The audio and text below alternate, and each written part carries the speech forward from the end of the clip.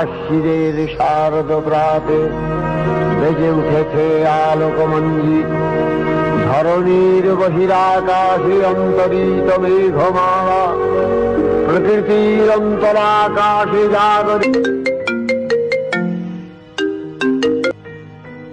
হ্যাঁ মা বলো।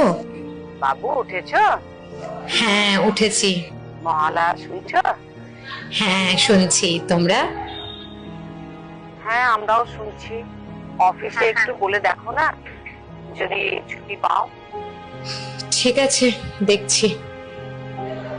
রাখলাম।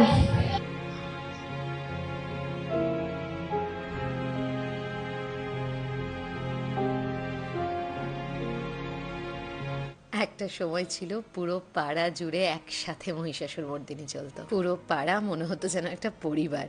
আর আজ 4 বছর হয়ে গেল আমি পুজোতে বাড়ি যেতে পারছি না। প্রতিবার মনে হয় এইবার ঠিক চলে যাব, লাস্ট মোমেন্টে কিছু তো একটা হয়েই যাবে। কিন্তু না, কি লাভ হলো এত বড় হয়ে? না মা, এবারও হলো না। হয়তো পরের বছর।